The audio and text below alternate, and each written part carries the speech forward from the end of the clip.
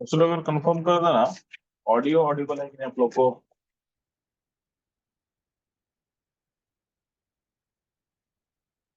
Good morning good morning. ठीक है, तो चलो लास्ट क्लास हम लोग सॉल्यूशन चैप्टर स्टार्ट करके खत्म किया था कॉन्सेंट्रेशन टर्म्स। सी चैप्टर हम लोग आगे मूव करेंगे, तो ध्यान देंगे।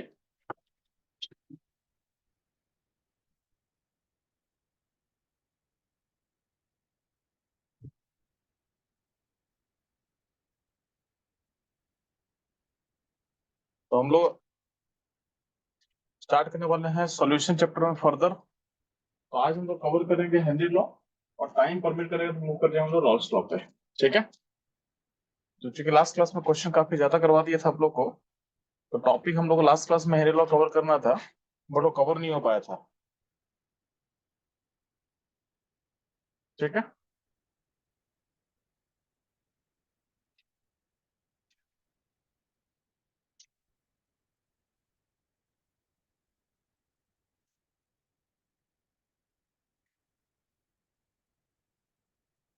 चलते हैं सॉल्यूशन चैप्टर स्टार्ट करते हैं आप लोग का। तो सॉल्यूशन चैप्टर में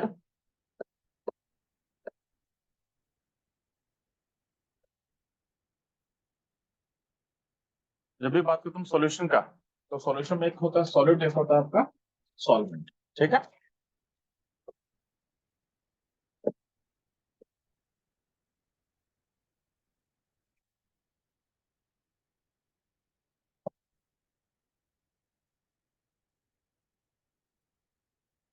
सॉलिड एंड सॉल्वेंट। अगर मान लेते हैं कि सॉलिड सॉल्वेंट दोनों का फेज सेम होता है ना, अगर मान लेते हैं सॉल्वेंट भी लिक्विड है और आपका सॉलिड भी लिक्विड है, उस केस में जिसका अमाउंट ज्यादा होगा उसको बोलते हैं सॉल्वेंट। तो सॉल्वेंट किसको हम रेफर करेंगे, विच प्रेजेंट इन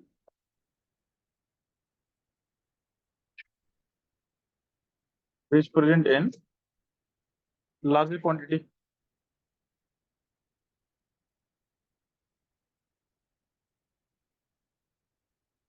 अब अगर हम सॉल्यूशन का बात करते हैं, टोटल आपको पता है कि आपके पास जो फेज होता है ना, फेज लिक्विड सॉलिड गैस तीनों हो सकता है। तो सॉलिड का भी तीन फेज पॉसिबल है और सॉल्वेंट का भी तीन फेज पॉसिबल है। तो टोटल अगर हम बात करेंगे सॉल्यूशन का कितना टाइप पॉसिबल है, तो सॉल्यूशन का 9 टाइप पॉसिबल होता है। ठीक है, तो सॉलिड का तीन फेज और सॉल्वेंट का तीन फेज को अगर आप मिक्स मतलब एक एक करके कंबाइन करना चालू करोगे, तो टोटल सॉल्यूशन कितना टाइप का होगा, 9 टाइप का on the basis of phase. ठीक, और वो सारे केसेस में हमारे लिए इंपॉर्टेंट है कि कौन सा फेज ज्यादा इंपॉर्टेंट, मतलब एक बार फिर से रिस्पॉन्ड कर देंगे ऑडियो ऑडिबल है कि नहीं।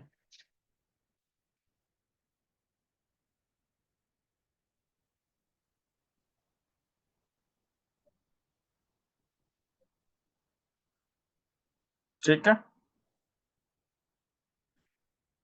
तो सॉल्वेंट जिसको बोल रहे हैं विच present in larger quantity, which present in larger quantity.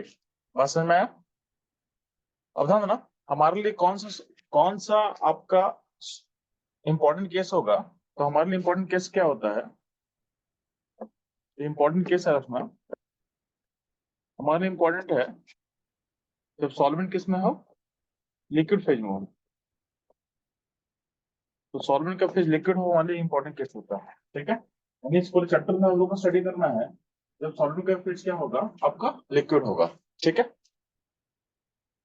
So note कर लेंगे बच्चों फास्ट।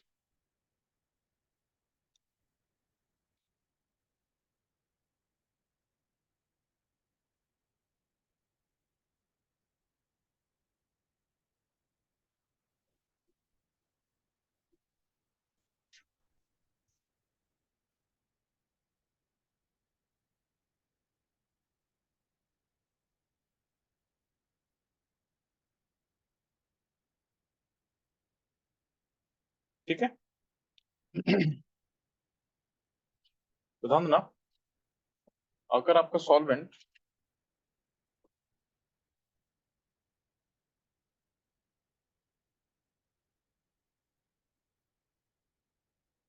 लिक्विड होगा, इसमें भी तीन केस पॉसिबल आपके लिए, लिक्विड, और आपका सॉलिड क्या हो सकता है, गैस हो सकता है। आपका सॉल्वेंट लिक्विड होगा और आपका सॉलिड क्या होगा, लिक्विड हो सकता है। और अगर आपका सॉल्वेंट लिक्विड होगा और आपका सॉलिड क्या हो सकता है, सॉलिड हो सकता है। ये तीन मेजर केस हमको यहाँ पे कवर करना है। अब ध्यान देंगे, इन तीन केसेस में अगर हम सिचुएशन को आइडियल एज्यूम करते हैं, यानी सबका जो आइडियल केस मान रहे हैं, तो हम लोग बेसिकली डिस्कस कर रहे हैं आइडियल केस। अब आइडियल केस क्या होता है हम आगे बता देंगे आपको। तो आइडियल केस के बेसिस पे अगर हम जाएंगे तो कौन, हम लोग कुछ लॉ पढ़ने वाले हैं। तो आपका जब भी सॉल्वेंट लिक्विड होगा और सॉलिड गैस होगा, उसको गवर्न करते हैं हम लोग हेनरी लॉ से, हेनरीज लॉ। ठीक, जब भी आपका सॉल्वेंट लिक्विड होगा और सॉलिड लिक्विड होगा और दोनों क्या होगा, वोल्टाइल होगा। ठीक, यानी आइडियल केस हम एज्यूम कर रहे हैं, तो उस केस में हम लोग फॉलो करते हैं रॉल्स लॉ, रॉल्स लॉ। ठीक है, इवन आपका सॉलिड, अगर आपका जो सॉलिड है सॉलिड होता है, उसमें special case of Rawls law होता है, तो ये स्पेशल केस ऑफ रॉल्स हो जाता है।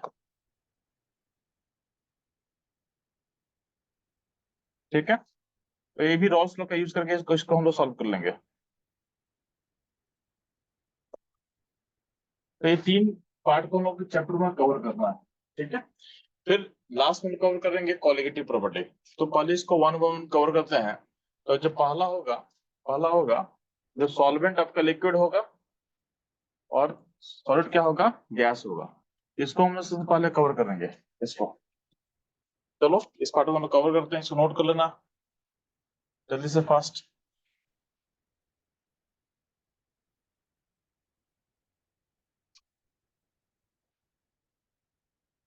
तो हम लोग स्टार्ट करने वाले बच्चों लोग हेनरी लॉ, हम लोग स्टार्ट करेंगे हेनरी लॉ। अच्छा, हेनरी लॉ स्टार्ट करने से पहले आपको पीपीएम और मोल फ्रैक्शन में रिलेशन बता देते हैं। पीपीएम और मोल फ्रैक्शन का रिलेशन बता देते हैं। ठीक, पीपीएम और मोल फ्रैक्शन का रिलेशन बता देते हैं।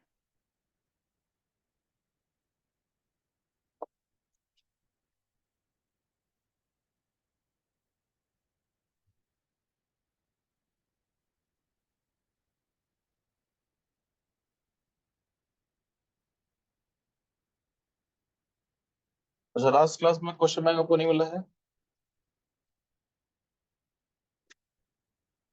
मैं आज मैं फिर से रिपीट कर दूंगा उनको क्वेश्चन बैंक ट्रांसफर करने के लिए। ठीक है, और लास्ट क्लास जो आप क्वेश्चन वो बात किए थे उसको मैं बता दूंगा कहीं मिड में सेशन में।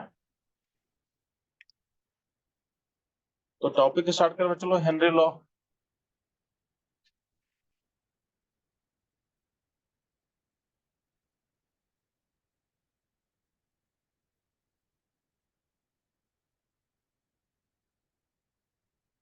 अच्छा, इस लॉ से पहले आपको मैं बोल रहा हूँ, और वो तो कवर कर लेते हैं। पीपीएम का यूज आएगा हमको। ठीक है, तो पीपीएम, एक इसको आपको सीखना पड़ेगा। पीपीएम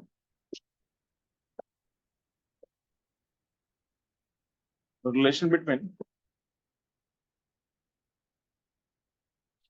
पीपीएम मतलब पार्ट्स पर मिलियन एंड मोल फ्रैक्शन, इनके बीच का आपको रिलेशन पता होना चाहिए। ठीक, relation between ppm and mole fraction. तो ध्यान देना, जब भी किसी चीज का हम पीपीएम निकालते हैं, तो पीपीएम कैलकुलेशन क्या होता है, उस सॉलिड के लिए जिसका अमाउंट काफी कम होता है, calculated,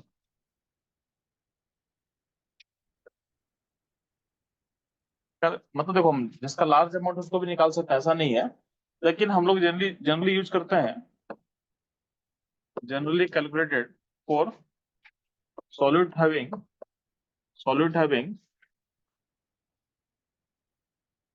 low concentration, low concentration.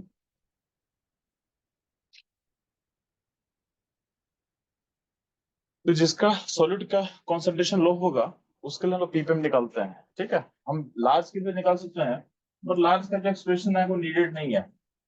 आप हमेशा पीपीएम को यूज करते हो ताकि डेटा आपका आसान हो जाए दिखने में, ठीक।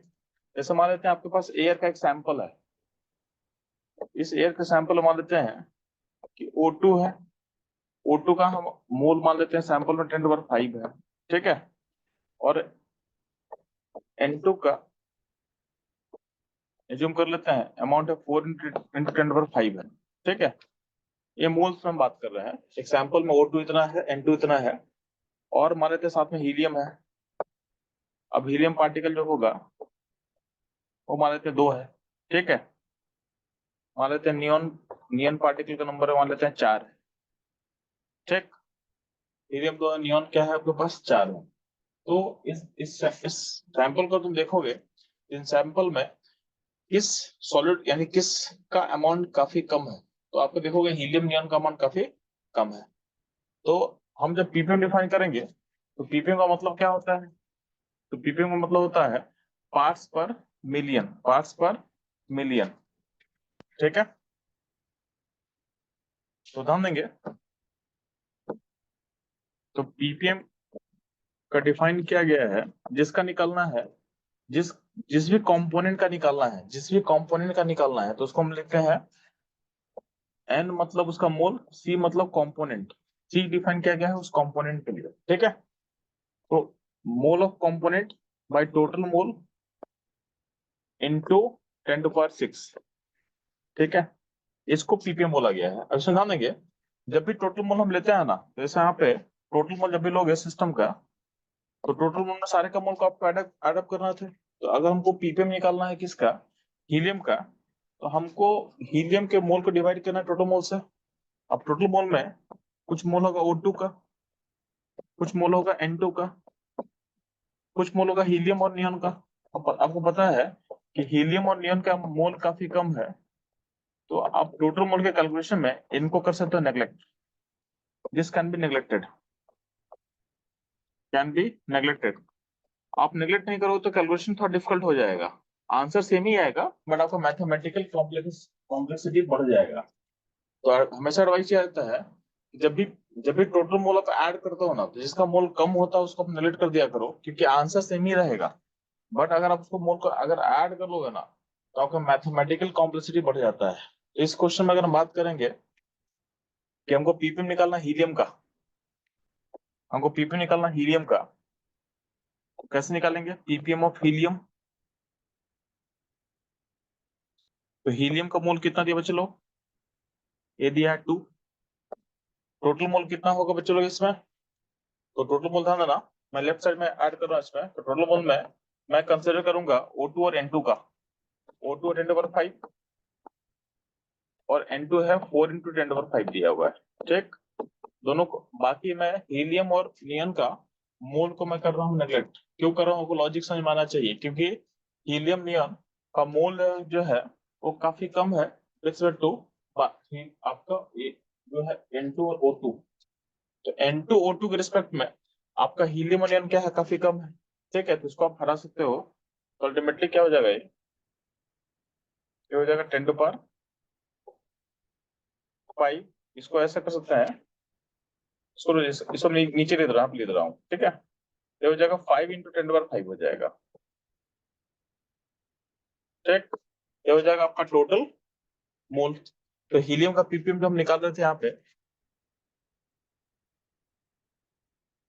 तो मैं इनका कलर मैं रेड कर रहा हूँ, आपको ज्यादा बेटर दिखेगा। तो हीलियम का पीपीएम मैं यहाँ निकाल रहा था इस पॉइंट पे।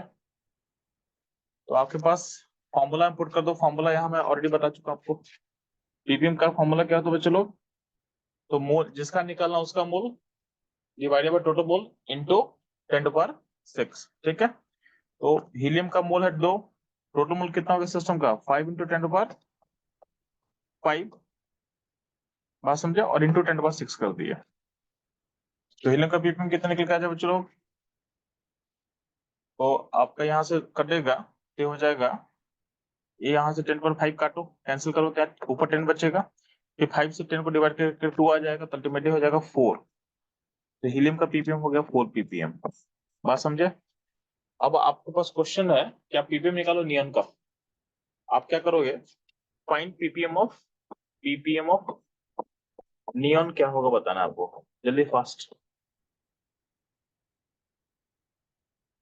आपको नियॉन का पीपीएम बताना, आंसर बताएंगे फास्ट।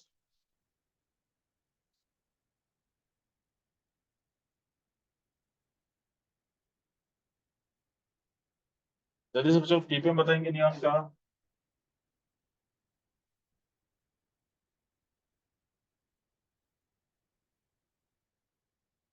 Very good.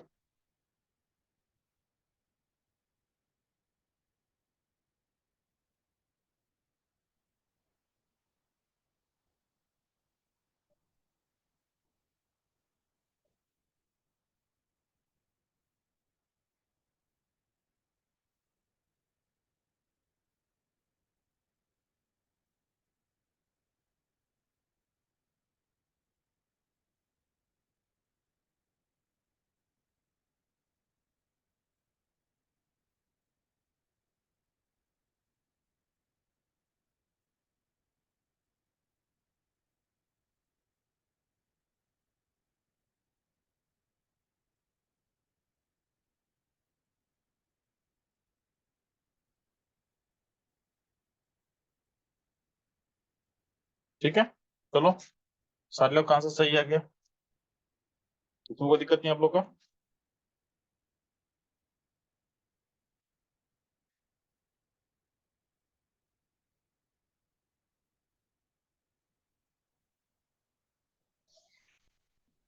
ठीक है, तो इसको आप नोट कर लिया हो। अब जानना, आपको याद है कि हमको चालू के अब क्लास का टॉपिक स्टार्ट हुआ था किससे, पीपीएम और मोल फ्रैक्शन में रिलेशन पूछा गया था, क्योंकि इस टॉपिक में पूछा जाता है, आपको पीपीएम देकर मोल फ्रैक्शन पूछेगा या फिर मोल फ्रैक्शन देके पीपीएम पूछ सकता है। तो ध्यान देंगे, यहाँ देखोगे अपना,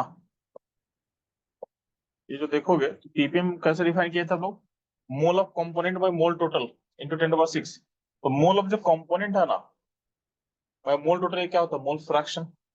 मोल बाय मोल टोटल क्या होता है, मोल फ्रैक्शन। तो पीपीएम और मोल फ्रैक्शन रिलेशन में लिख रहा हूँ, तो पीपीएम इक्वल टू होगा मोल फ्रैक्शन, एक्स मतलब मोल फ्रैक्शन इंटू 10⁻6 इंटू 10⁻6। ठीक है, जो बोल्ड करके मैं लिखा हूं ना, वो होगा एक मोल फ्रैक्शन का सिंबल है और एक मल्टीप्लिकेशन का साइन है, इंटू इंटू 10⁻6 कर सकते हैं। ठीक है, और कभी कभी आपसे बोलेगा मोल फ्रैक्शन पता करो, पीपीएम दे देगा, तो बहुत सिंपल सा चीज क्या करोगे आप, मोल फ्रैक्शन इक्वल टू होगा पीपीएम डिवाइडेड बाई 10⁻6। ये रिलेशन आपके काफी काम आ सकता है, इसको आपको याद करना है। ठीक है, यहाँ तक कोई दिक्कत नहीं बच्चों, लोग नोट कर लो फटाफट, आगे बढ़ेंगे हम लोग जल्दी फास्ट। ठीक है, तो पीपीएम और मोल फ्रैक्शन का रिलेशन नोट कर लेना है। मैं नेक्स्ट जंप कर रहा हूँ नेक्स्ट स्लाइड पे। तो हेनरी लॉ, ध्यान देना, हेनरी लॉ पढ़ने से पहले अब ध्यान देना, इस पूरे चैप्टर में हम लोग दो फेज स्टडी करने वाले हैं, गैस फेज और aqueous phase. Gas phase and aqueous phase. ठीक है, तो अब ध्यान देंगे, जब भी बात करते हैं हम लोग हेनरी लॉ का, तो हेनरी लॉ बेसिकली डील करता है सॉल्बिलिटी ऑफ, तो हेनरी लॉ में क्या होता है, हम पढ़ते हैं solubility of gas in liquid, solubility of solubility solubility of gas in liquid। यहाँ पे आपके पास एक सेटअप हम ले रहे हैं, इसमें हम एज्यूम कर रहे हैं कि आपके पास जो है तीन गैस लिया हुआ है। क्या क्या लिया हुआ है, एक गैस आपके सिस्टम में ए है, बी है एंड सी है, यानी ए गैस है,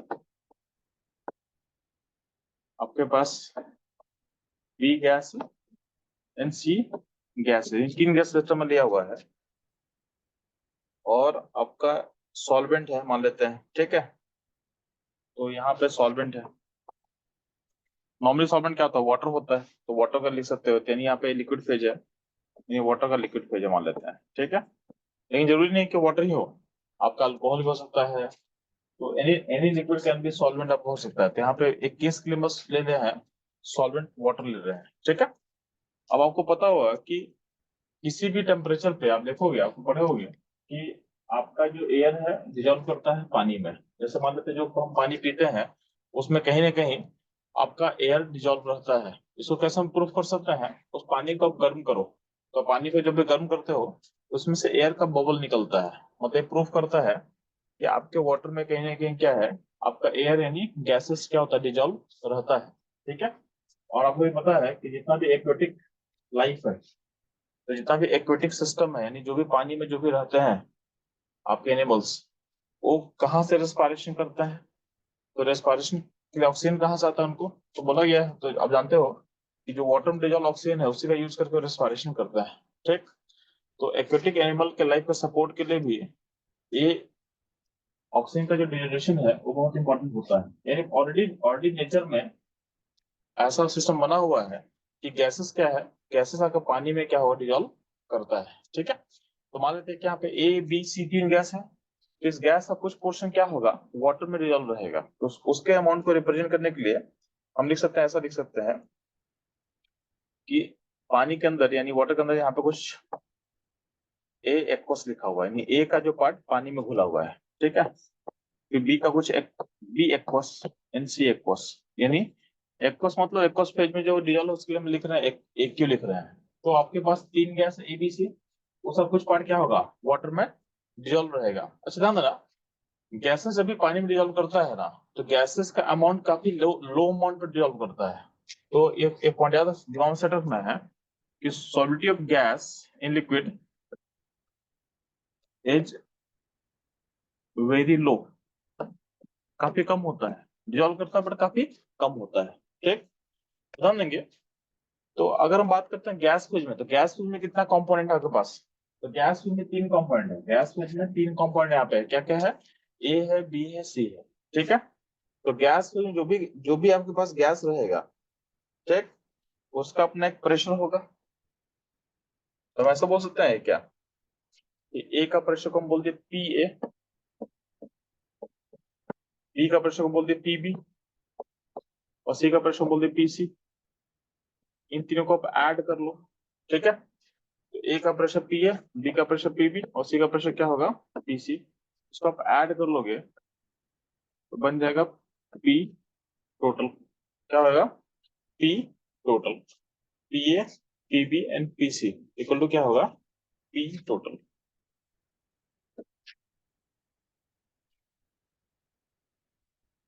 P A P B and P C equal to क्या होगा, पी टोटल।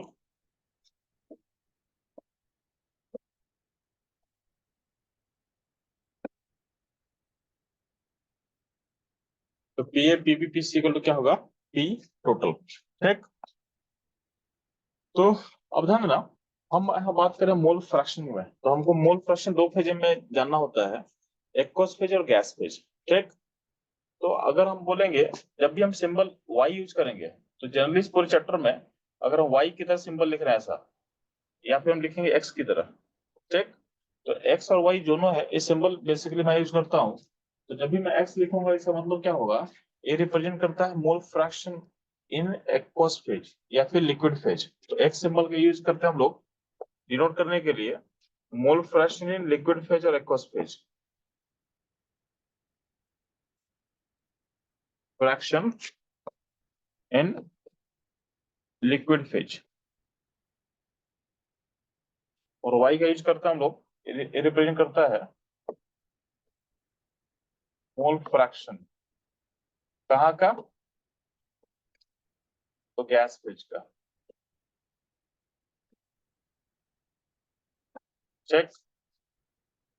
तो अगर हम बोलेंगे ए का मोल फ्रैक्शन गैस में क्या होगा, तो उसको हम ऐसे लिखेंगे वाई ए, श्रावणी बच्चे क्या दिक्कत है आपको?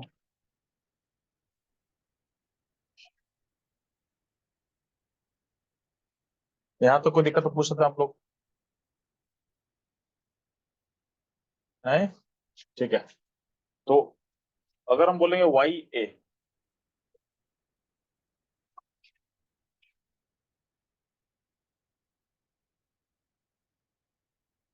अगर हम बोलते हैं वाई ए, ठीक, तो वाई ए का मतलब क्या होगा, गैस में मोल फ्रैक्शन ए का निकालना है।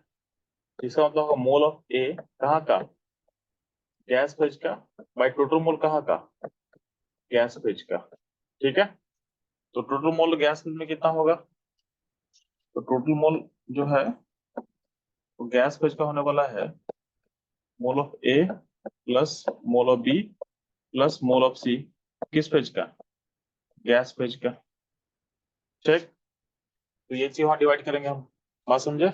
सिमिलरली अगर हम बात करते हैं एक्स ए का, अच्छा यहाँ पे ना एक्वस फेज का हम बात करते हैं, मोल टोटल इन एक्वस फेज या लिक्विड फेज में यहाँ पे देखेंगे, इसमें क्या होगा, मोल ऑफ वाटर भी होगा क्योंकि सॉल्वेंट है, प्लस क्या होगा, mole of A plus mole of B plus mole of C, यानी एबीसी का एक्वस में कितना है वो भी आपको लिख लिख सकते हैं।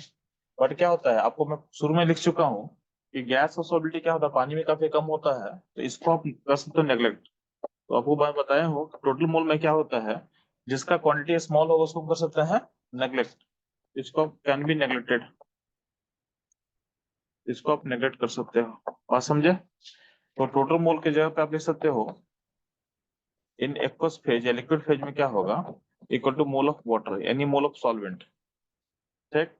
ये दिमाग में सेट करना कि टोटल मोल में हम बाय डिफॉल्ट क्या लिख देंगे, मोल ऑफ सॉल्वेंट, कब, जब मोल आपका एक्वस फेज के में हम काउंट कर रहे हैं तो। ठीक। तो अगर हम बोलेंगे कि हमको निकालना है एक्स ए, एक्स ए मतलब मोल fraction of A in aqueous phase अगर हमको निकालना है, तो हम सिंपली क्या कर सकते हैं, मोल ऑफ ए कहाँ का, एक्वस फेज का, गैस फेज का नहीं, कहाँ का, एक्वस फेज का, divided by total, total mole aqueous phase का। ठीक।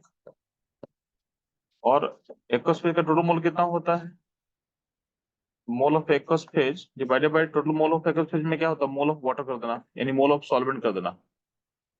तो ये हो जाएगा मोल fraction of A in aqueous phase यानी सॉल्वेंट के फेज में, ऐसा आप कर सकते हैं। ठीक है।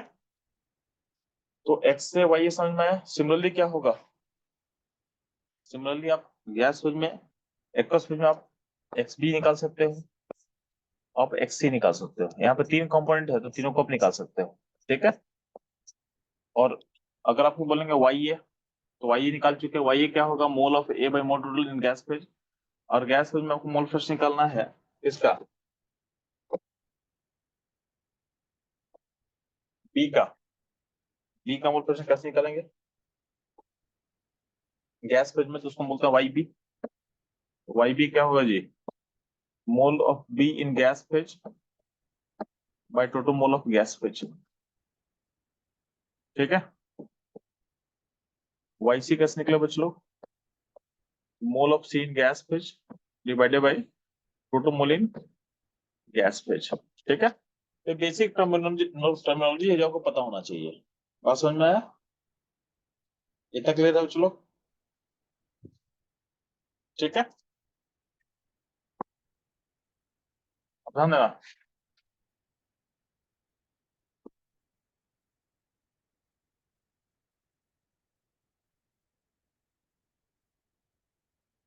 तो यहाँ देना, तो अब चलते हैं हम लोग हेनरी, हेनरी लॉ क्या बोलता है समझे यहाँ पे।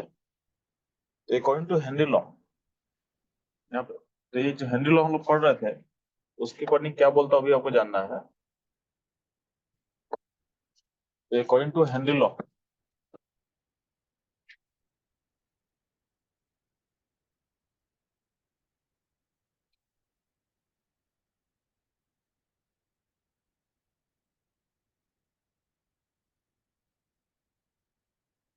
ठीक है, तो हेनरी लॉ की अकॉर्डिंग क्या बोला गया, तो इसको मैं मार्क कर रहा हूँ, तो मैथमेटिकली मैं लिख रहा हूँ, अकॉर्डिंग टू हेनरी लॉ क्या होगा,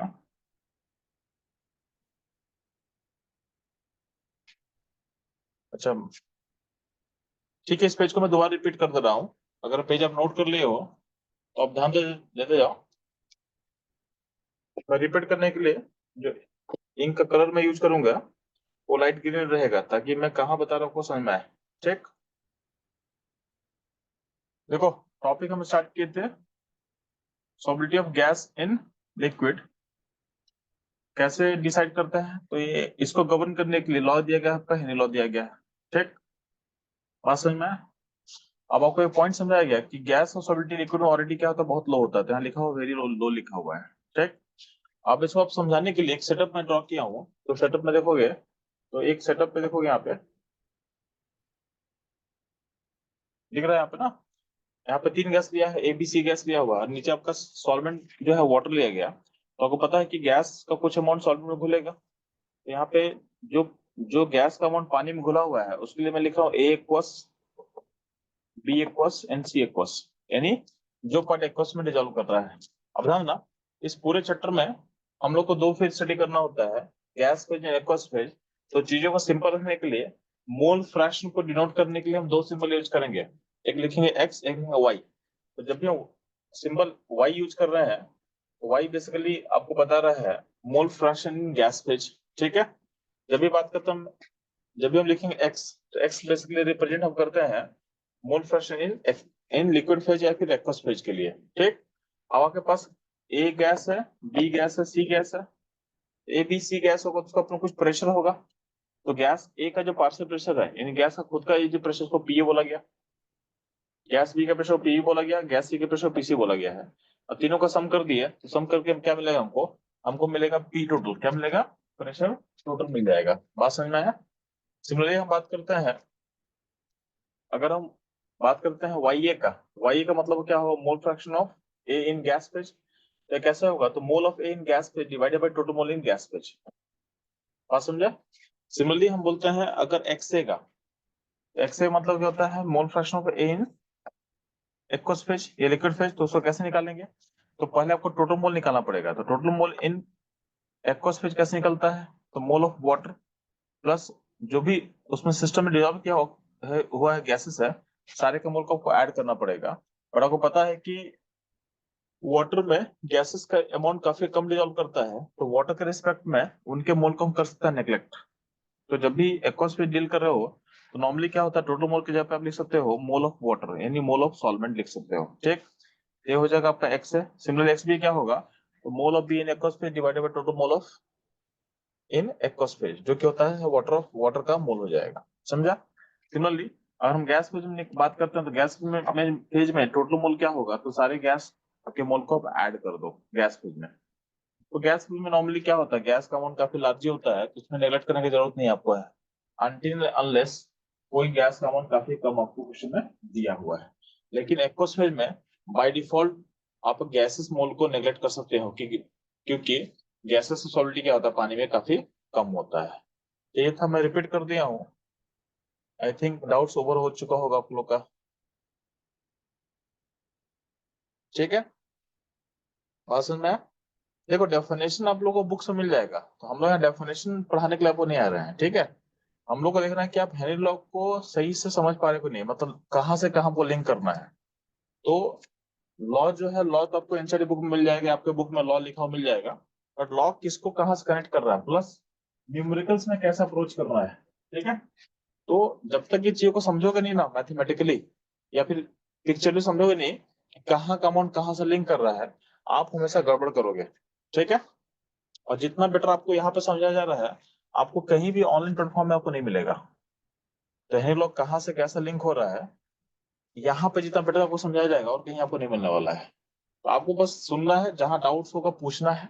ठीक है, ताकि जो डाउट्स है वो क्लियर हो जाए। ठीक है, तो जितना आप इंटरेक्ट करोगे उतना हमारे लिए बेटर रहेगा। तो ध्यान देंगे यहाँ पे, अगर हम बात कर रहे हैं इसमें हेनरी लॉ क्या बोलता है, ध्यान ना। तो हेनरी लॉ बोल रहा है कि इसका स्टेटमेंट क्या है हेनरी लॉ का। एक सेकंड इंक का कलर चेंज कर लेते हैं, ठीक है, ताकि आपको बेटर समझ में आए कि किसको कहाँ से हम कनेक्ट कर रहे हैं।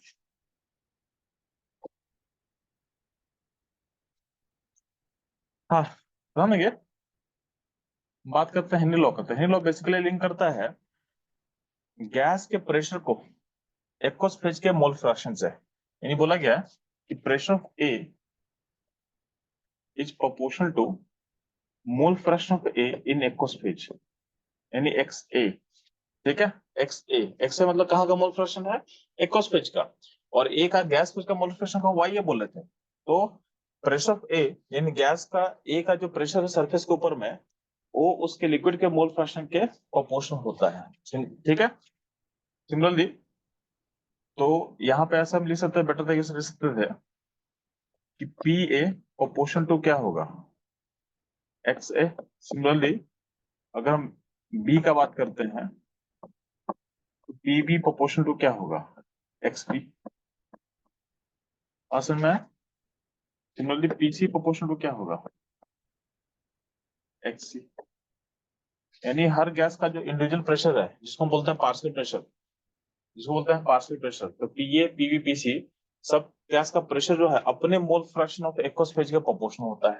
या उल्टा बोल सकते हो, गैस का जो गैस का अमाउंट घुला हुआ है in terms of mole fraction, तो x A proportional to p A, x B proportional to p B, और x C proportional to p C. तो जितना प्रेशर ज्यादा होगा सिस्टम का, उतना ही उसका मोल फ्रैक्शन क्या होगा, ज्यादा डिजॉल्व करेगा। ठीक, पार्शियल प्रेशर मतलब खुद का प्रेशर। ठीक है, पार्शियल प्रेशर मतलब मान लेते हैं यहाँ पे तीन गैस है ए बी सी, तो पीए को बोला गया पार्शियल प्रेशर ऑफ ए, मतलब खुद का जो प्रेशर है ना उसको बोला गया पार्शियल प्रेशर। तो पीए को बोलेंगे पार्शियल प्रेशर ऑफ ए। तो पार्शियल प्रेशर का सिंपल मतलब है खुद का प्रेशर ए का, तो पीए बोला गया। सिमिलरली पीबी का प्रेशर बोला जाएगा partial pressure of B, P C को बोला जाएगा पार्शियल प्रेशर ऑफ सी। यानी कि जो खुद का प्रेशर होता है उसको बोला गया है पार्शियल प्रेशर। ठीक, तो पार्शियल प्रेशर बहुत सिंपल मतलब है उसका खुद का अपना प्रेशर क्या होगा। बात समझ में आया? तो अब ध्यान देना, इस प्रोपोर्शनलिटी साइन को हटाने के लिए यहाँ पे लगा गया है कि पी इक्वल टू क्या होगा, के एच। के एच को बोला गया हेनरी कांस्टेंट। अब इसमें प्रॉब्लम क्या है कि आप लोगों को बस ये समझ में आ रहा है कि हेनरी कांस्टेंट होता है, कांस्टेंट नहीं होता है। तो पी इक्वल टू के एच इंटू एक्स है। अब प्रॉब्लम इधर ना, ये जो केज है ना, केज डिपेंड करता है गैस पे, यानी केज कांस्टेंट नहीं होता है। तो पी इक्वल टू क्या हो, केज इंटू एक्स है। तो यहाँ पे एक केज में क्या आगे आप ए लगा सकते हो, यानी Henry constant for gas A, क्योंकि हर गैस का हेनरी कांस्टेंट अलग अलग होता है, सेम नहीं होगा। तो पी इक्वल टू क्या, K H of A into x कर सकते हैं। सिमिलरली बोल सकते हैं पीबी क्या होगा, तो पीबी होगा K H of B and Henry constant of B. अभी आपको बुक में लिखा नहीं होगा, बुक में बस केज लिखा होगा, तो आप मिसलीड कर सकते हो कि हर गैस का केज क्या होगा, सेम होगा। हर गैस का केज सेम नहीं होता है। ठीक है, तो इसको आप केज भी कर सकते हो, यानी केज बी इंटू एक्स भी कर सकते हैं। पास में आया? तो हर गैस का केज सेम नहीं होता है, याद रहेगा चीज। पास में आया? चलिए पीसी क्या होगा, तो केज ऑफ सी इंटू एक्स ही कर सकते हैं। तो यहाँ पे केज क्या बोला गया, हेनरी कांस्टेंट। इसको हेनरी कांस्टेंट बोलते हैं, बट ये कांस्टेंट क्या होगा, डिपेंड किस पे करेगा, depend on condition, depends on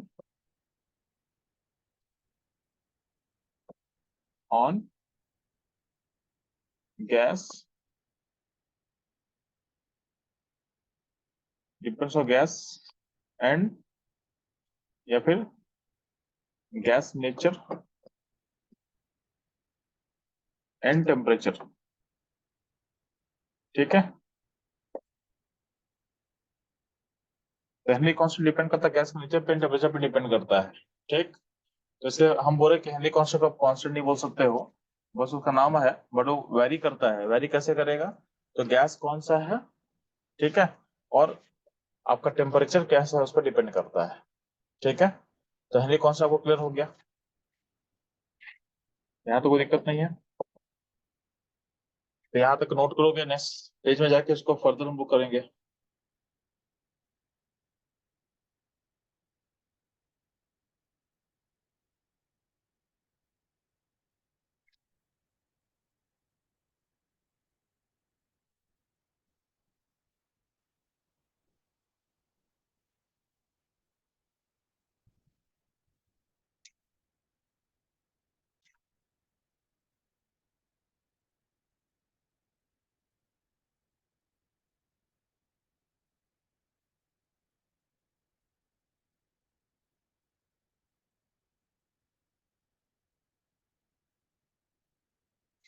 ठीक है,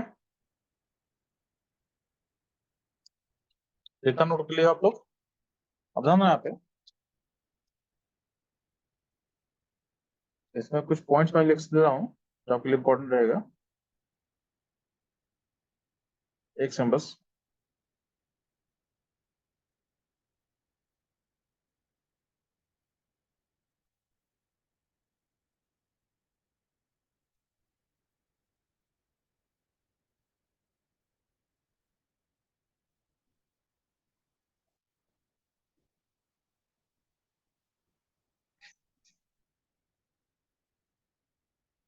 एक सेकंड बस वेट करना बच्चों लोग, एक सेकंड बस।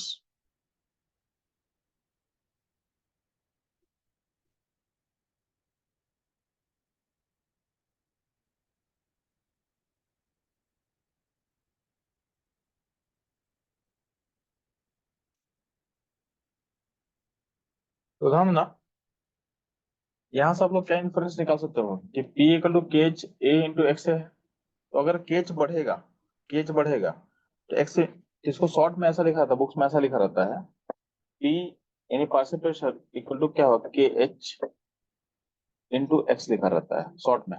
ठीक है, तो पी क्या होता है, गैस का प्रेशर, और एक्स क्या होता है, गैस का mole fraction in aqueous phase, और केच उसका हेनरी कांस्टेंट होता है। तो अब ध्यान देना, अगर किसी गैस का केच अगर हाई होगा, अगर केच बढ़ेगा तो उसके एक्स में इम्पैक्ट क्या पड़ेगा। अगर मान लेते हैं कि प्रेशर ऑफ गैस को हम और कांस्टेंट करने की कोशिश करें, तो जिस गैस का, अगर मान लेते हैं प्रेशर, अगर हम दो गैस ले लिए हैं, ठीक है, या आप बोल सकते हैं कि केच अगर बढ़ाओगे तो एक्स पे इम्पैक्ट क्या पड़ेगा। एक्स क्या होता है, डिक्रीज करता है, यानी mole fraction of gas in aqueous में डिक्रीज करेगा, यानी सॉलिबिलिटी ऑफ गैस डिक्रीज करता है। कब क्या होता है, जब केच क्या होता है, हाई होता है। तो जैसे जैसे केच बढ़ता है किसी भी गैस, यानी दो गैस को कंपेयर कर रहे हैं, तो जिसका केच हाई होगा उसका एक्स क्या होगा, एक्स क्या होगा, लो होगा। ठीक है, यहाँ तक कोई दिक्कत हो बच्चों तो बताइए मेरे को। ये पॉइंट ऑफ नोट कर लेना है आपको। इसी में इसी में एक चीज मॉडिफाई कर रहे हैं बस हम। चलो, तो मैंने नेक्स्ट साइड मूव कर रहा हूँ। तो हेनरी लॉ के अकॉर्डिंग आप क्या सीखे हो, तो प्रेशर ऑफ गैस,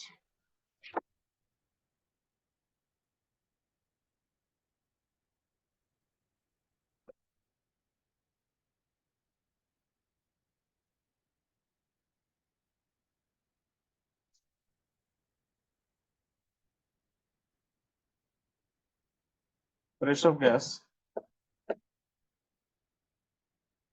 केच into mole fraction of gas in aqueous phase है। अब ध्यान ना, अगर मान लेते हैं सिस्टम में दो कंपोनेंट मान लेते हैं, ठीक है, यहाँ पे कोई गैस है ए और यहाँ वाटर है। इस एक गैस ए का गैसेज फेज होगा और गैस ए कहाँ पे एक्वस फेज होगा। तो क्वेश्चन इस तरह है क्या कि प्रेशर ऑफ गैस, तो आपको पता है कि सॉल्वेंट फेज में दो दो मोल फ्रैक्शन होगा किसका, एक मोल फ्रैक्शन होगा वाटर का, और एक मोल फ्रैक्शन होगा गैस ए का। दोनों का सम क्या होगा, वन। अब पढ़े हो गए ना कि मोल फ्रैक्शन ऑफ सारे कंपाउंड का सम क्या होता है, वन। तो सॉल्वेंट में दो, यहाँ पे दो मान लेते हैं, एक ए का है और एक वाटर का, दोनों का सम क्या आ रहा है, वन। तो हम ऐसे लिख सकते हैं क्या, mole mole fraction of A equal to क्या होगा, one minus mole fraction of water. तो कभी कभी आपको प्रेशर को लिंक करना होता है सॉल्वेंट के मोल फ्रैक्शन से, यानी हम गैस यहाँ पे ए मान लेते हैं, तो के एच इंटू एक्स ए कर लिए, तो प्रेशर ऑफ गैस को मैं लिंक कर सकते हैं क्या, K H equal to one minus mole fraction of water. तो कभी कभी आपसे क्वेश्चन में पूछा जाता है कि आपको लिंक करना होता है मोल फ्रैक्शन ऑफ सॉल्वेंट से, तो इस तरह से आप चेंज कर सकते हो, यानी pressure of gas equal to क्या होगा, K H Henry constant minus K H into mole fraction of water. ठीक,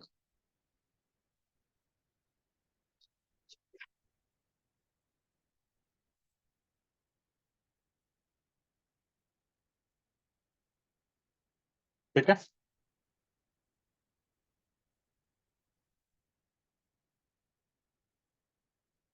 तो ये आपको याद रखना है कि आपको कैसे लिंक करना चीजों को। ठीक, इसी में एक पॉइंट है डाल्टन्स लॉ, ठीक है। डाल्टन्स लॉ भी आपको कभी कभी इसमें यूज करना पड़ सकता है, तो इसको आप नोट कर लो फटाफट। तो डाल्टन्स लॉ को हल्का सा आपको एक्सप्लेन कर दे रहे हैं कि कभी कभी चीजों को लिंक करना पड़ेगा आपको डाल्टन्स लॉ का यूज करके। तो डाल्टन्स लॉ बहुत सिंपल है, और गैसेस मोल फ्रैक्शन से डील करता है, और गैसेस प्रेशर से डील करता है डाल्टन्स लॉ। तो हम लोग आगे मूव करें बच्चों लोग। तो आपके पास सेटअप क्या था?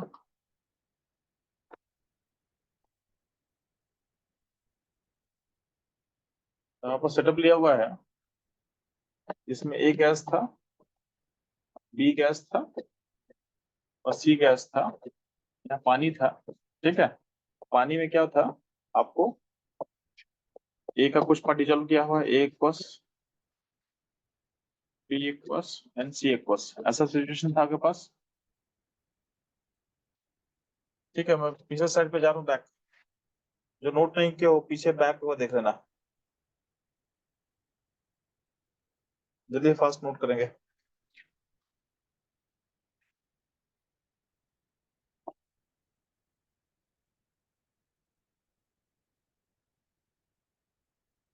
नोट कर लिया तो ओके कर देना आर्यन, नोट हो जाए तो आपको ओके कर देना है।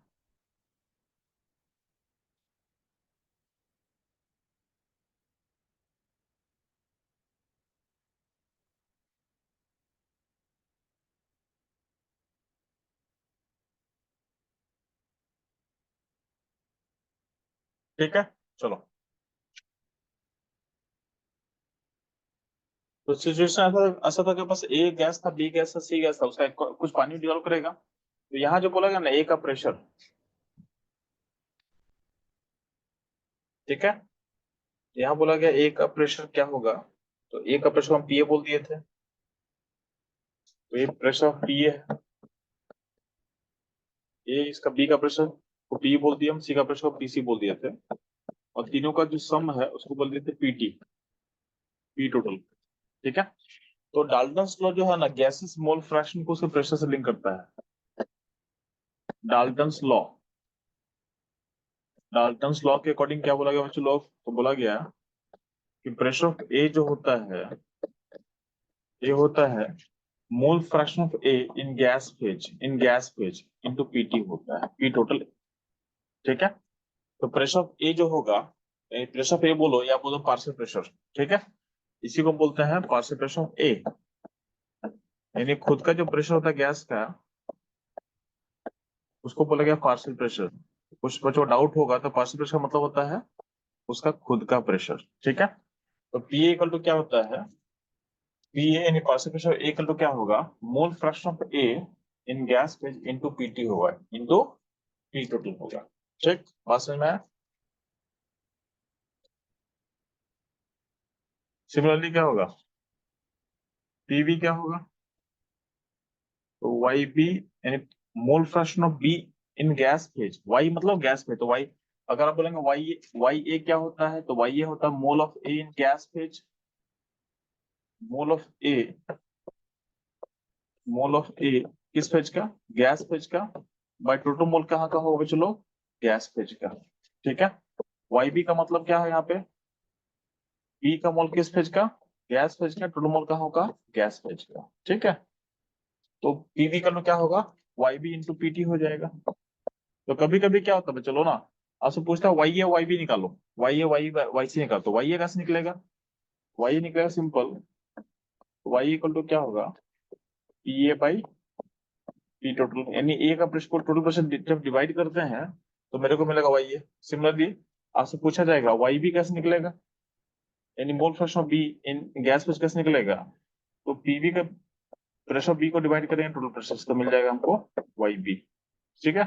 वाई सी कैसे मिल सकता है, पीसी को डिवाइड करेंगे टोटल प्रेशर से, ये था अकॉर्डिंग टू डाल्टन्स लॉ, ठीक। तो यहाँ तक चीजें क्लियर हो गई होंगे आई थिंक। इसमें कोई दिक्कत तो बताएंगे मेरे को चलो, यहाँ तक कोई दिक्कत तो बताएंगे, इसको नोट कर लो फास्ट। अभी 3-4 क्वेश्चन खत्म डालेंगे हिंदी लॉ पे आप लोग को, जो क्वेश्चन जेईएमएन में आया हुआ है। तो हम लोग क्या करेंगे इस क्लास में, जेईएमएन का कुछ क्वेश्चन कर लेंगे, तो जेईएमएन के साथ साथ नीट वाले बच्चों का भी काम हो जाएगा। और आपको पता है कि नीट का पेपर क्या हो रहा है, डिफिकल्ट आ रहा है, तो डिफिकल्ट पेपर के हम रेडी हो जाते हैं, ठीक है। तो थोड़ा क्वेश्चन डिफिकल्ट क्वेश्चन में प्रैक्टिस ऐसा करेंगे ताकि एग्जाम में आपको दिक्कत ना हो। ठीक।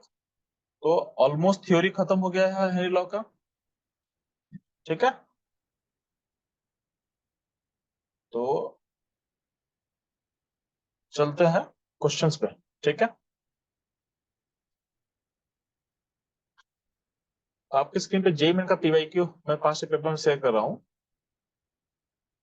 मैं आज फिर से बोल दूंगा कि आपको पीडीएफ फाइल शेयर कर दिया जाए। ब्रेक ब्रेक के बाद मैं बता दूंगा। ब्रेक जब मैं दूंगा ना तो मैं पूछ लूंगा कि किस कैसा को शेयर करना है।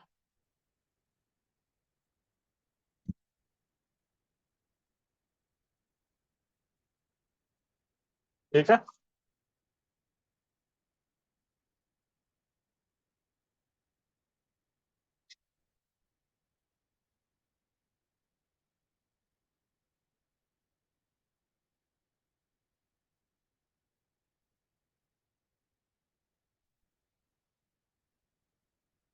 यहाँ पे इंटीजर इंटीजर टाइप क्वेश्चन है। अभी चलो क्वेश्चन 36 बनाएंगे। मैं आपको दिखा रहा हूँ क्या बनाना बोल रहे एक सेकंड बस। मैं उसको जूम कर रहा हूँ ताकि वो दिखे वो चीज।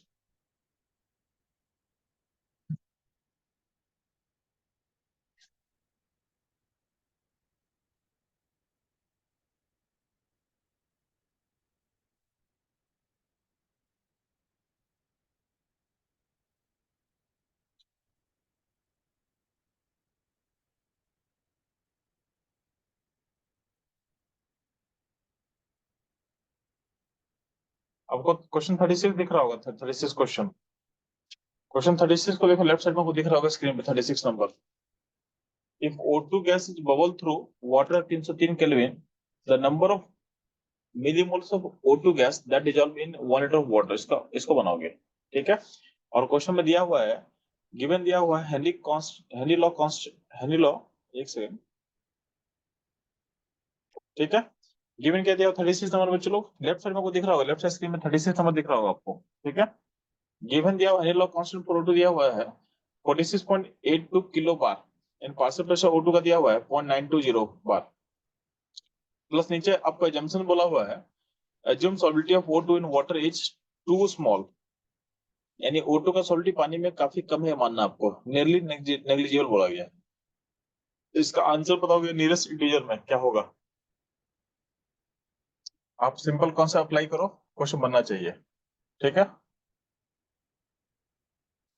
ऐसा क्वेश्चन एनसीईआरटी में भी एग्जाम्पल में दिया हुआ है। सिमिलर क्वेश्चन आपके एनसीईआरटी एग्जाम्पल में दिया हुआ है। तो अगर आप ढंग से करना सीख जाओगे तो एनसीईआरटी का भी काम हो जाएगा। प्लस जेई में एनसीईआरटी से बाहर नहीं आता है तो एनसीईआरटी का डिफिकल्ट कॉन्सेप्ट डिफिकल्ट क्वेश्चन को थोड़ा कर लेंगे तो काम हो जाएगा।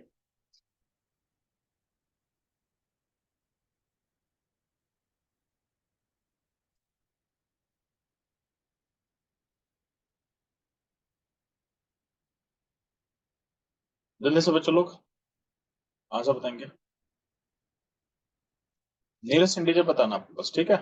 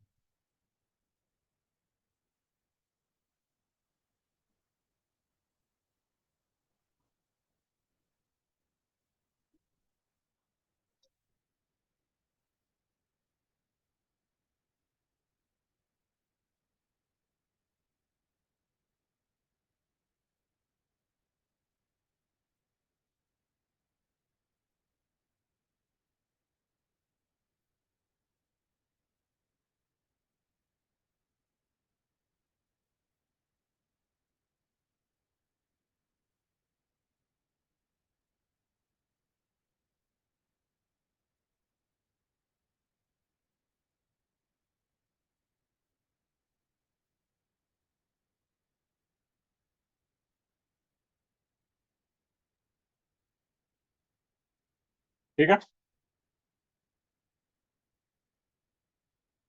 कोई क्वेश्चन बताएंगे आंसर कितना आ रहा है?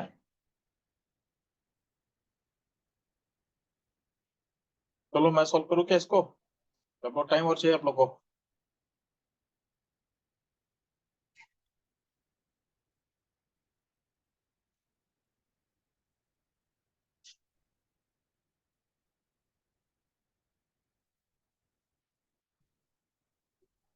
अच्छा ठीक है, बनाएंगे।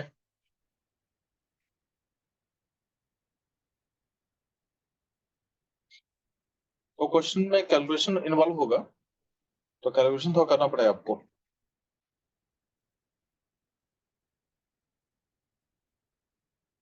आपका आंसर नीरेस्ट इंटीजर में रिपोर्ट कर देना, आपको नीरेस्ट इंटीजर में रिपोर्ट करना आपको आंसर को।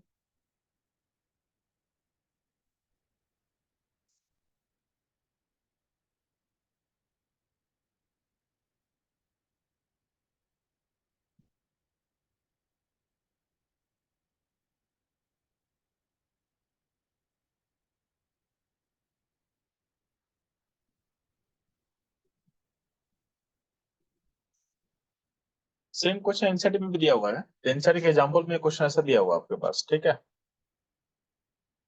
क्वेश्चन 36 को सॉल्व करोगे, सेम क्वेश्चन एनसीईआरटी के एग्जांपल में भी दिया हुआ है, सिमिलर टाइप का क्वेश्चन है। तो एक क्वेश्चन कर लेंगे तो काफी कुछ हम लोग समझ में आ जाएगी कि अप्रोच कैसे करना चाहिए होता है, ठीक है।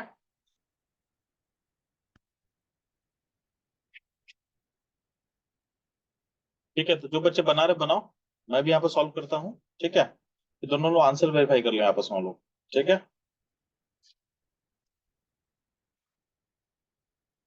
तो जो जो क्वेश्चन में सिचुएशन दिया हुआ है ना,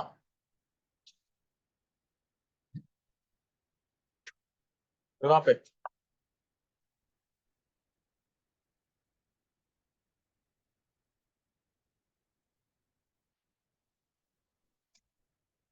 तो क्वेश्चन का सिचुएशन को मैं थोड़ा सा रिप्रेजेंट कर रहा हूँ अपने टर्म में, मतलब सिंप्लीफाई करके बस दिखा रहे हैं कि इसमें इसका कैसे आप सोच सकते हो।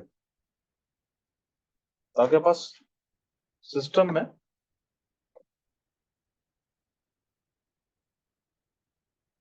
सिस्टम है जिसमें ऊपर O2 गैस है, उसको बबल किया हुआ है, नीचे पानी है,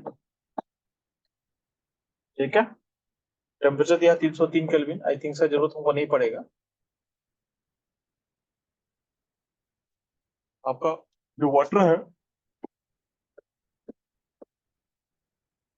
तो वॉल्यूम वाटर दिया हुआ है 1 लीटर, एक क्वेश्चन दिया हुआ था। और क्या दिया हुआ हम लोग को? कुछ O2 यहाँ पे आएगा, तो O2 एक समझ में आ रहा है, इसका हमको मिलीमोल पता करना है, इसका हमको मिलीमोल पता करना है। तो मिलीमोल अननोन है इसका, ये हमको पता करना है, ठीक है।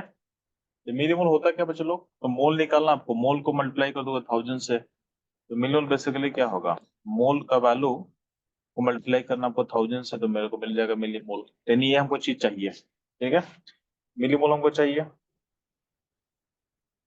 अब हेनरी लॉ कांस्टेंट, तो केज दिया हुआ है O2 का, तो O2 का जो केज आपको दिया हुआ है, इसका केज कितना दिया हुआ है बच्चों लोग? दिया हुआ है पॉइंट,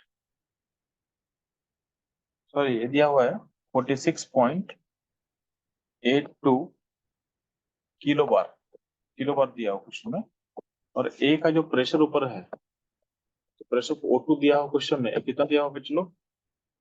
देखो आपको समझ में आना चाहिए कि जो भी लैंग्वेज में था, उस लैंग्वेज को हम कैसे अपने आसानी के लिए इस तरह कैसे हम लिख रहे हैं, इससे क्या होगा, चीजों को कनेक्ट करना आपके लिए बहुत आसान हो जाएगा। तो पार्शियल प्रेशर ऑफ O2 दिया हुआ, कितना दिया हुआ है? 0.920 बार, चेक, 0.920 बार दिया हुआ है, बात समझे?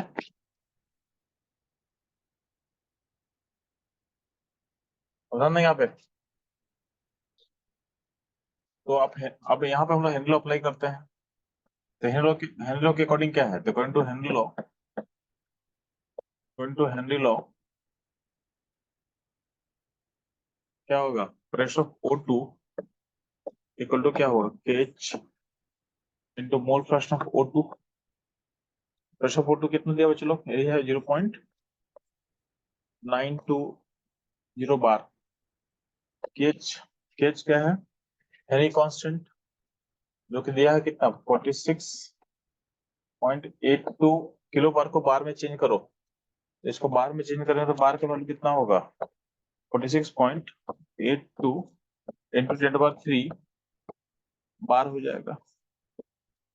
सो डाल दिए तो केच हो जाएगा बार में कितना होगा, इतना बार होगा into x of O2, mole fraction of O2 है तो एक्स ऑफ O2 हमको चाहिए।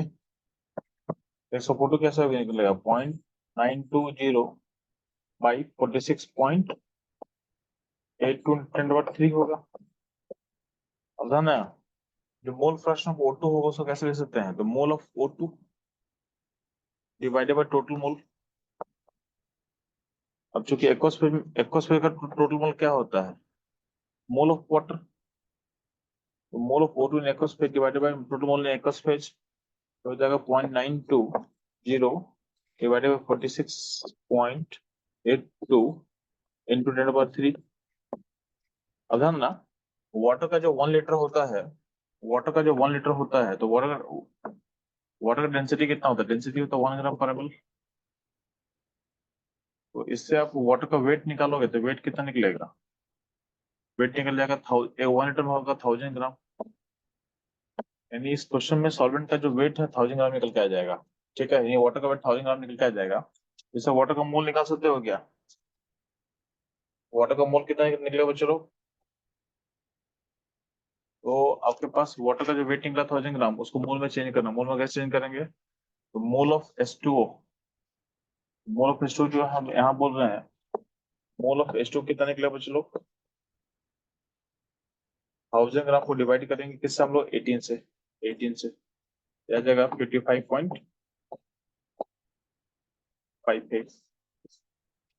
तो यहाँ पे जो है नीचे डिवाइड किससे हो जाएगा चलो, ये हो जाएगा 55.55।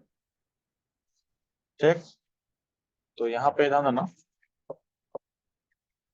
0.920। तो एक अब इसी को मैं नेक्स्ट स्लाइड में लिखूंगा, तो यहाँ पे ऐसा कर सकते हैं, मोल of O2, mole of O2 ये कितना हो जाएगा, तो 0.920 divided by 46.82 into 10⁻³ into multiply करेंगे 55.5। 1000/18 का वैल्यू होता है 55.55। ठीक है, इसे मल्टीप्लाई कर देंगे हम लोग, इससे मेरे को मोल ऑफ O2 मिलेगा। बट मोल ऑफ O2 मेरे को नहीं चाहिए, मेरे को क्या चाहिए, मेरे को चाहिए मिली मोल। क्या चाहिए चलो, मिली मोल, क्वेश्चन बोला मिली मोल। तो मिली मोल निकालने क्या करेंगे, इस वैल्यू को मल्टीप्लाई कर देंगे। तो मिली मोल के लिए क्या क्या करना बच्चों लोग, जो वैल्यू हम लोग निकालने हैं उसको मल्टीप्लाई कर देंगे 1000 से। तो यहाँ जो वैल्यू मिला है ना, इसको मल्टीप्लाई करना 1000 से। मिली मोल इक्वल टू क्या होगा, तो जो मोल वहां निकाले उसको मल्टीप्लाई करना 1000 से। तो मोल कितना निकला था 0.920 डिवाइडेड बाई 46.82 इंटू 10⁻³ ऊपर मल्टीप्लाई था 55.5 से इंटू 10⁻³ कर देंगे, यानी 1000 से मल्टीप्लाई कर देंगे। इससे हो जाएगा मिली मोल, तो क्या होगा कैंसिल हो जाएगा, नीचे ऊपर कैंसिल कर देंगे। बचा क्या 0.92 को मल्टीप्लाई करो किससे, ठीक है, तो 0.92 को मल्टीप्लाई किया किसमें, चलो 0.92 है मल्टीप्लाई बाई 55.55। ठीक, और डिवाइड किससे करेंगे, डिवाइड करेंगे हम लोग 46.82 से। तो 0.92 मल्टीप्लाई बाई 55.55 आपका जेएमएन का क्वेश्चन है, समझा, 46.82 से। ये वालों नियरेस्ट आएगा 1, आ रहा है 1 पॉइंट समथिंग, यानी 1.09 के आसपास आ रहा है। तो नियरेस्ट इंटीजर क्या हो जाएगा, तो नियरेस्ट इंटीजर 1 हो जाएगा। क्या हो जाएगा चलो, तो नियरेस्ट इंटीजर हो जाएगा 1 मिलियन। प्रोसेस क्लियर है कि नहीं आप लोग बताओ मेरे को।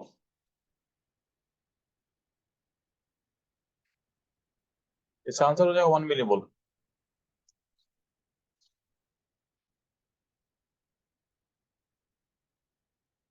श्रावणी आप गलती कर रहे हो, गलत कर रहे हो। आंसर 1.09 आएगा। आप 10 to 3 का फैक्टर को कैंसिल नहीं कर रहे हो, नीचे भी है 10 to 3 का फैक्टर, कैंसिल कर जाएगा बॉटम वाले के साथ।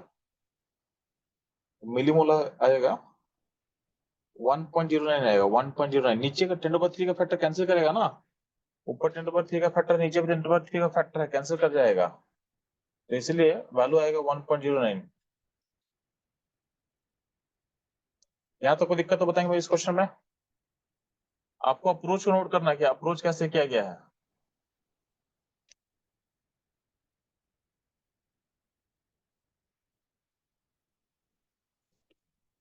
आपको अप्रोच नोट करना है। किसी को डाउट है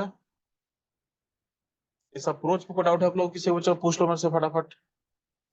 हाँ, जल्दी सभी तुम्हारे से यह है। बाकी लोग 1090 जो बोल रहे हो ना, वो आप लोग 10 to 3 का फैक्टर से डिवाइड करना भूल जा रहे हो आप।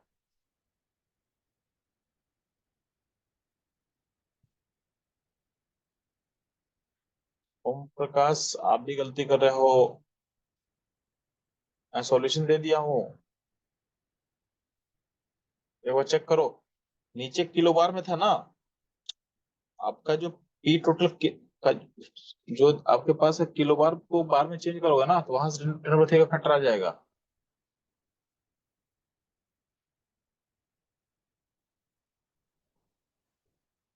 देखो इस सॉल्यूशन को फिर से एक्सप्रेस कर दे रहा हूँ।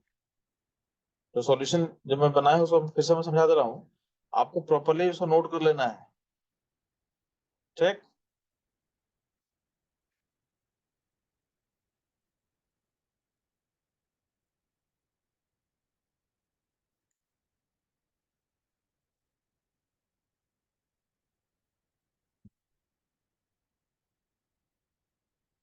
ध्यान नहीं यहाँ पे। आपके पास देखो सिचुएशन में क्या दिया, मोल ऑफ O2 दिया हुआ है। ठीक है, एक सेकंड, मैं इंक का कलर ग्रीन कर लेता हूँ, सॉरी। ठीक है, रेड चलेगा, हाँ रेड चलेगा, ठीक है। तो मोल ऑफ O2 दिया हुआ, तो आपके पास O2 था, O2 का कुछ अमाउंट पानी में घुला हुआ, उसको O2 एकस बोल सकते हैं। तो ध्यान देंगे कि जो मोल ऑफ H2O है, मोल ऑफ H2O है, तो यहाँ से बना आपके पास गिवन क्या था, 303 केल्विन, जिसका यूज नहीं है। ठीक है, इसका यूज नहीं था। O2 गैस को हम डाल रहे सिस्टम में जहां पे पानी का वॉल्यूम है 1 लीटर। पूछा गया कि आपके पास पानी में कितना मिलीमोल ऑफ O2 क्या होगा, डिजोल्व करेगा। तो मिलीमोल बेसिकली क्या होता है, मोल इंटू 1000 होता है। ठीक है, यानी हमको मोल पता करना है, उसको 1000 से मल्टीप्लाई कर देना है। बात समझे। और गिवन दिया होता O2 का के, यानी O2 का हेनरी कांस्टेंट दिया होता है इतना किलो बार। किलो बार दिया होता है, के मतलब किलो बार दिया हुआ था। बार में कैसे चेंज करेंगे उसको, तो 10 by 3 से मल्टीप्लाई करके उसको बार में चेंज कर दिया हम। बात समझ में आया। अब पार्शियल प्रेशर ऑफ O2 दिया होता है, O2 का प्रेशर दिया होता है क्वेश्चन में 0.920 दिया हुआ है। अब ध्यान देना, हम सिंपली यहाँ पे क्या किए, हेनरी लॉ अप्लाई कर दिए। हेनरी लॉ के अकॉर्डिंग क्या है, P of O2 equal to क्या हुआ, के H of O2 into x of O2 in mole fraction of O2। तो पी वैल्यू को बस हम पुट कर दिए, प्रेशर ऑफ O2 दिया हुआ था, के एच ऑफ O2 बाहर में पुट कर दिए हैं, यहाँ पे एक्स ऑफ O2 निकल जाएगा। अब मोल फ्रैक्शन ऑफ O2 जो है वो आप निकाल दिए। तो ये कुछ ऐसा कुछ आ चुका है। ठीक है।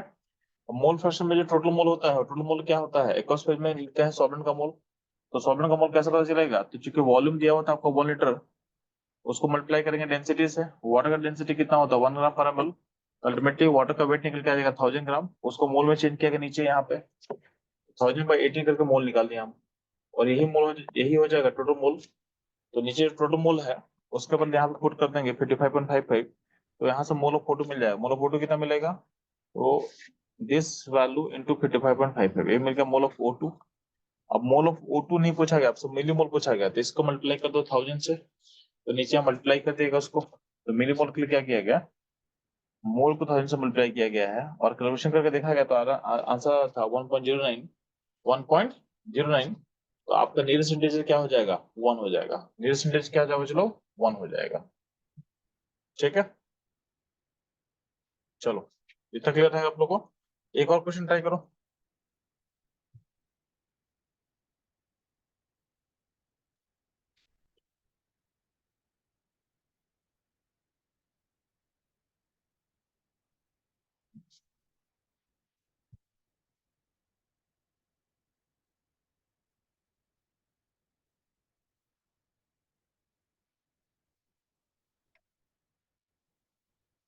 ऐसा ही क्वेश्चन दिया हुआ है, उसका आंसर बताएंगे।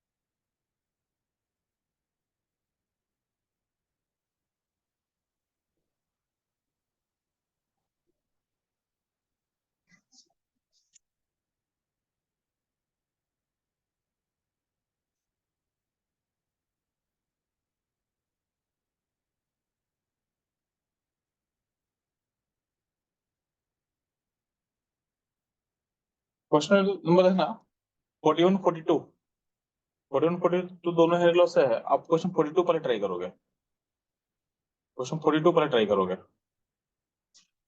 The CO2 gas is bubble through the water during a soft drink manufacturing process at 290 Kelvin. If CO2 is at a partial pressure of 0.835 bar, then X millimole, यानी M मतलब millimole है, X M मोल यानी millimole of CO2, यानी आपसे पूछा गया millimole of CO2 पता करना है, वो dissolve in 0.9 litre of water, the value of X यानी X यानी आपसे CO2 का मिलीमोल पूछा है। इनसे सिमिलर क्वेश्चन है, आप अपने से ट्राई करो, आंसर बताओ। अगर आप आंसर सही लेते हो तो मतलब समझ में आ जाएगा कि आपको प्रोसेस जो मैं बताया हूँ क्लियर क्लियर हो चुका है। इसका आंसर बताएंगे, पर चलो फास्ट, जल्दी से फास्ट।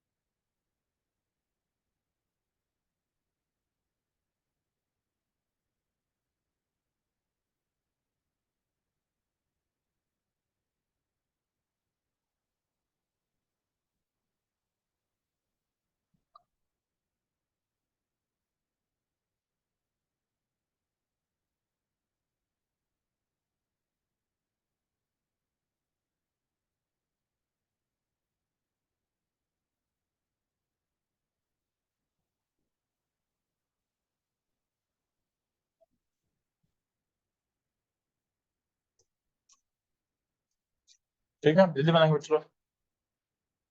इस क्वेश्चन के बाद आपको ब्रेक दे देंगे। क्वेश्चन क्वेश्चन नंबर यार 42, क्वेश्चन 42 आपको स्क्रीन पे दिख रहा होगा, 42 नंबर क्वेश्चन, 42 नंबर क्वेश्चन दिख रहा होगा।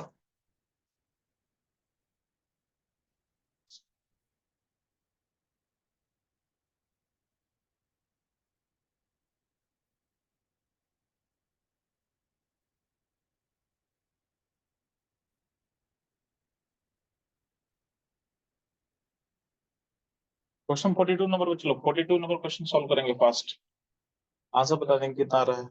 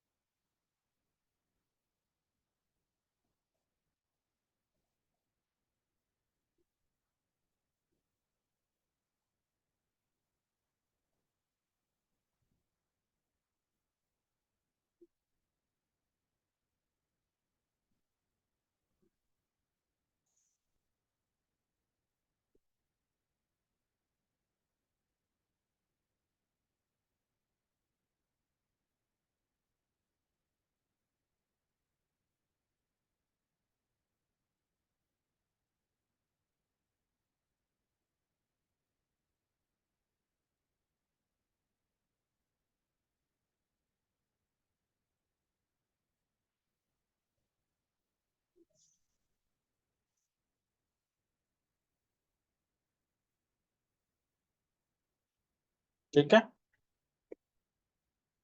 जल्दी से आंसर बताएंगे बच्चे लोग। दो आंसर अपने पास आ चुका है, तो चेक कर लेते हैं आंसर कौन सा सही होगा आप लोग का। क्वेश्चन 42 का आंसर होगा बच्चे लोग 25 होगा। तो आपने देखा, एक बार चेक करना, अपना कैलकुलेशन चेक कर लेना, क्योंकि आपका वैल्यू तो सिमिलर मैच कर रहा है, बस 25 होना चाहिए था, 25 नहीं होना चाहिए, वो चेक करना कैलकुलेशन को। बाकी ओम प्रकाश जगदीश, आपका आंसर सही है। प्रियांशी, आपका भी आंसर सही आ गया है। सो आपने एक बार चेक करके देखो कि आप मिस्टेक कहाँ कर रहे हो। ठीक है, सेम प्रोसेस सबको सेम करना है, आंसर मैच कर जाएगा।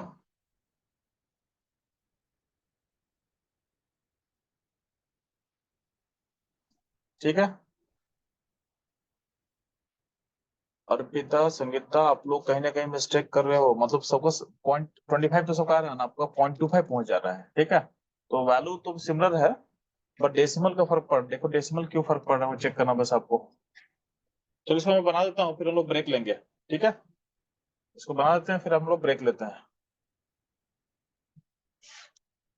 तो ध्यान देना।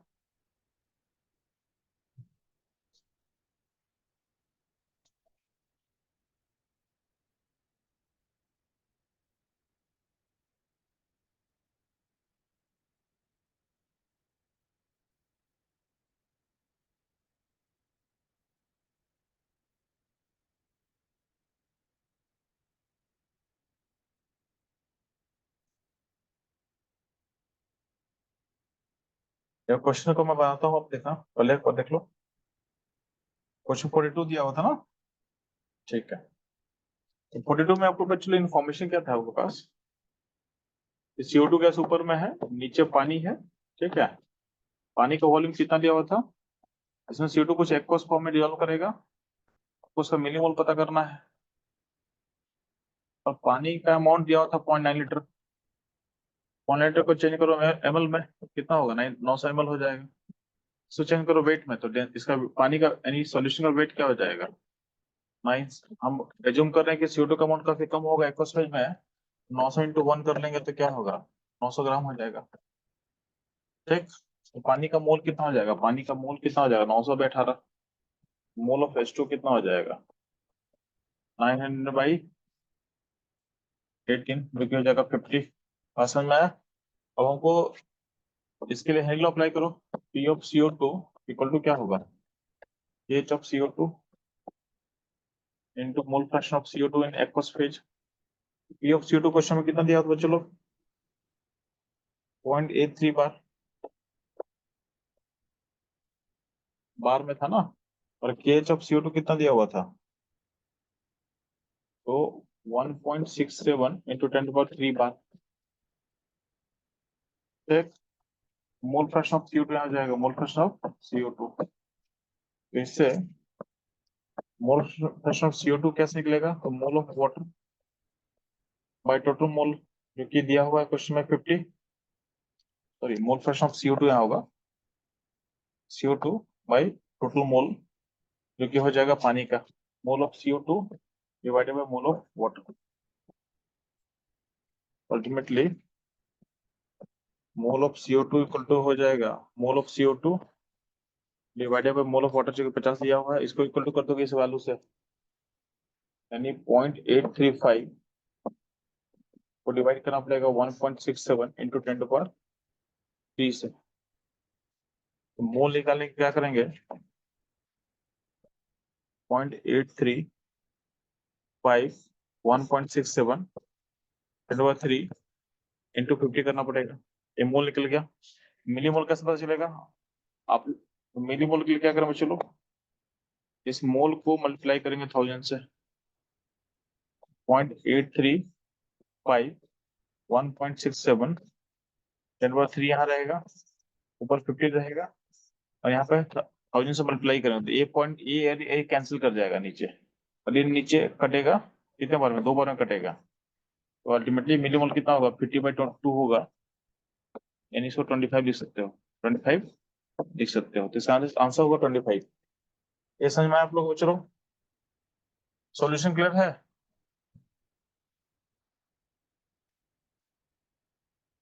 एक्चुअली श्रावणी आपका जो वॉल्यूम दिया था ना, वॉल्यूम दिया था 0.9 लीटर, तो 0.9 लीटर को हमको चेंज करना होगा उसका वेट में ना। तो 9 लीटर को चेंज करोगे, 0.9 लीटर को चेंज करो एमएल में, जो डेंसिटी क्या होता है, ग्राम पर एमएल होता है। तो वेट आपको ग्राम में निकालना है, तो वेट ग्राम में निकालना है, तो क्या होगा आपको, डेंसिटी आपको पता हो तो वाटर का ग्राम पर एमएल में, इसलिए वॉल्यूम को आपको लीटर से एमएल में चेंज करना पड़ेगा, क्योंकि डेंसिटी आपको लीटर में नहीं पता है ना, इसलिए आपको उसको चेंज करना पड़ेगा हमको एमएल में। और फिर डेंसिटी होता है 1 ग्राम पर एमएल, तो जितना एमएल होगा उतना ही क्या होगा, आपका वेट निकल जाएगा पानी का। और पानी का वेट से फिर हम क्या निकालेंगे, पानी का मोल निकालेंगे। और पानी का मोलोमास पता क्या होता है, 18 ग्राम होता है पानी का मोलोमास, 18 ग्राम होता है। तो आपको वेट को भी ग्राम में चेंज करना पड़ेगा, यानी ग्राम में निकालना था, इसलिए अल्टीमेटली मेरे को मिलीमोल निकाल मिली मिली एमएल निकालना पड़ा। एमएल निकाल के वेट को ग्राम में निकाले, और उस ग्राम के वेट को डिवाइड किया मोल ऑफ वाटर में से, ताकि हमको मोल ऑफ वाटर मिल जाए। ठीक। और कोई दिक्कत हो बताएंगे, जल्दी से फास्ट कोई दिक्कत हो बताएंगे मेरे को। चलो इसको नोट कर लीजिए हो आप लोग को, 9:20 से 25 के बीच में आपको लाइव आ जाना है। ठीक है वापस, तो ब्रेक मैं दे रहा हूँ आप लोग को 10 से 15 मिनट के बीच का। तो 9:20 से 25 के बीच में आप लोग आ जाओगे। हेनेलो पे एक दो क्वेश्चन और करेंगे, फिर हम मूव करेंगे ऑल्सो पे। तो हेनेलो पर वाइंड अप नहीं हुआ है, आपको लॉजिक समझा दिए, सब कुछ समझा दिए। प्लस आप लोग क्लास कैसा लग रहा है फीडबैक देते जाना। ठीक है, क्योंकि आप लोगों को समझ में आ रहा है नहीं आ रहा है, उसके अकॉर्डिंग हम लोग क्लास को प्लान करते हैं। कि क्लास का स्पीड क्या होता है ना, हम लोग का हर क्लास का कुछ प्लान होता है, कुछ कवर करना है। आपके समय, आपके अंडरस्टैंडिंग के स्पीड के बेसिस पे हम लोग क्या होता है, क्लास को स्लो या फास्ट करते हैं। ठीक है, चलो और लोग ब्रेक लेना, 9:25 से पहले पहुंच जाना आपको है। ठीक है, क्लास में टाइम से पहुंचो ताकि आपको दिक्कत ना हो।